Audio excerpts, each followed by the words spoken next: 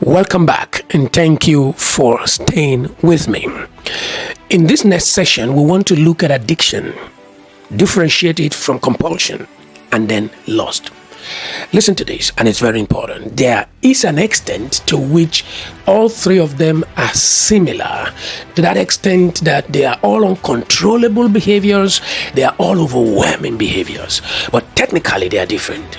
They are different because an addiction is a need, while a compulsion is an urge, with an addiction portraying all the attributes of lust. And I'm going to break that down some more. Let's look at addiction as a need. Addiction as a need is a situation where the addict depends on his lifestyle as a reward system, either because of the pleasure derived or as a coping technique to deal with some kind of pain or other discomfort. So therefore, there is a need that takes him back to the act that brings that pleasure. You get what I'm talking about? People don't just get addicted to things. Knowingly or unknowingly, people get addicted to things because over a period of time, their lives, their joy, their peace, and their emotional balance now depends on it. So you're going back to it because it helps you, it brings you some kind of pleasure that is unimaginable. Or there is something you are running away from, and this addictive lifestyle is what helps you overcome. It what helps you forget about it. It's what helps you not to be aware of it. So you can't deal with your insecurities. You have pain. You have depressing thoughts. You've lost your job. You have been betrayed. Infidelity. Something is happening to you, and you are using alcohol as a depressant to make you unaware, to make you forget for a moment that pain.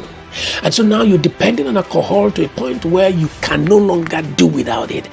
So your addiction is meeting a need of pleasure, or it's meeting some kind of making you become some kind of amnesia, make you to become temporarily unaware. The challenge with that is that while it's helping you deal with that need, it's causing damage to your self-esteem, is messing with your emotional health and stability, is messing with your spiritual health and stability, is messing with your mental proficiency and productivity in life and family and in the workplace. This is so important to clarify, such that until you have done that to which you are addicted, you no longer feel normal. You no longer feel in control. You no longer feel in your best shape. For some people, it's drugs. It is why every time you feel out of balance, you crave your addiction to get back in shape. So that state you find yourself whenever you do sex, whenever you get into pornography, masturbation, whatever it is you're doing, whatever you do drugs, that state you find yourself is beginning to appear to be your new normal, as awkward as that state is. This is dangerous, and it's going to mess with you going forward. For such people, we cannot even talk of them giving up on their addiction without identifying their needs, without addressing or paying close attention to those needs and then meeting those needs, so you don't have to depend on those addictions to meet those needs. You have a genuine need that you are trying to address. The only problem is that you are addressing it using the wrong means, and that is going to mess with you going forward. You don't want to do that. My focus today is more of a need assessment, a need audit that helps you identify why you act the way you do. Because until you can pinpoint why you act the way you do, why you depend on drugs, why you depend on sex, why you depend on whatever you're dependent on, until you can identify what those needs are, and then answer the question of what other way, medium, channel can I employ to still meet that need without damaging myself. Until we can do that, then we can fix it. So there has to be a need assessment.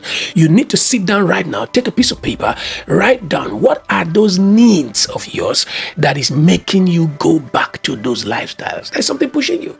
There's something that has taken over your life. There's a pain you are running away from. Somebody has said something. Somebody has done something. Something has happened in your life. You've been exposed to pain, to abuse, to something that is pushing you into this lifestyle. You need to be able to identify what it is so that we can help you change the method for meeting that need. This is so profound. profound. This is so important. The next that we are going to look at is compulsive behavior as an urge. This is so important. Compulsive behavior or compulsion is different from an addiction in the sense that the victim of compulsive behavior is not compelled by a need, by pleasure, or by gain necessarily. No, the person under compulsive behavior is basically compelled by a strong desire, a strong prompt, an instinct, a reflex to do something, which often cannot even be explained. Almost all of the time, a compulsion is an action that is performed instinctively, compulsively, without necessarily leading to an actual reward, without necessarily leading to an actual pleasure. You are not even trying to really run away from pain. For example, I grew up as a child knowing that I was always sucking my thumb. Sucking my thumb was something that just came like a reflex action. My parents will, I'll suck my thumb until it becomes sore, it becomes wounded. I'll still be sucking it. They applied bitter leaf on it just to stop me. I'll suck off the bitter leaf and keep sucking. They did everything you can imagine, but it was instinctive. It was a part of me. I can't remember if at the point they had to tie towels around the hand, they had to put bandages, they had to do everything. I can't remember how it eventually stopped, whether it was because of the bandages and the plasters and whatever it was that they did just to stop me from doing that. For some people, compulsion has to do with excessive or ritualized hand washing. You just find yourself washing your hand 10 times a day, you don't have a reason. It's not like you are trying to be hygienic, it's not like you try to observe any medical routine, but it's just something that happens. For some people, it's chronic gambling. For some people, substance abuse can be addictive, it can be compulsive. For some people, it's sexual addiction. For some people, it's unrestrained shopping and spending can become compulsive. For some people, they like hoarding wealth, properties. Have you gone to people's houses and there are things they are keeping right from their childhood, from their teenage that is not useful? A house full of all kinds of things that nobody has used in the last 5 years and nobody's going to ever use. For some people, it's excessive exercising. For some people, internal gaming, eating issues, and other behaviors that are things people do that has no value, makes no sense. Sometimes it takes away from you, almost all of the times. This is compulsive, and you got to deal with it. For some people, it is procrastination. Oftentimes, I have reservations about defining procrastination as an addiction. My reasons are because when people sit down to do an evaluation, when people procrastinate, it is often the absence of clarity of purpose. And the clarity of when purpose is defined, there is a sense in which it leads to prioritization that helps you to define and differentiate the important from the urgent, and the important and the urgent from what is both important and the urgent, such that you pay attention first of all to that which is important and urgent, because they are critical requirements for you to meet your goals. So oftentimes when people procrastinate, it is largely because of the absence of clarity. Install clarity and prioritization, and all them procrastination will dissolve into thin air. So I am more inclined to put procrastination into the compulsive category, or not to put them anywhere at all, because clarity will deal with that. This is so important. This is so profound. So let's look at what lust is now, and then differentiate lust from addiction and from compulsion, so that we can now figure it out how to deal with them. Now, lust actually could be an addiction. Almost all of the times, addictive behavior it graduates into lustfulness, because lust is an intense desire that has gone sour. In biblical history, we're told about King David's son Amnon and his sister Tamar. He wanted his sister so bad. He was infatuated with his sister to the point that, unfortunately for him, he shared that desire with a friend. And this friend was a trickster. This friend told him, "Why in the world are you going to be sick because of your sister? A prince of your status? You have access to her. You can have whatever you want." So the friend gave him a stupid idea that took his life. The friend said to him, "Go to your father, tell him you want your sister to prepare food." So this guy feigned the sickness, formed to be sick, faked it, and then when the father, everybody came to try to fix the situation, he said the only remedy was that his sister prepared food and brought to him to eat. And naive father, he never thought anything could be wrong and said, okay, so why not? Go have it. The sister brings the food into the house. He said, no, bring it into the bedroom. The sister brings it to the bedroom. He said, no, you come and feed me in my mouth myself.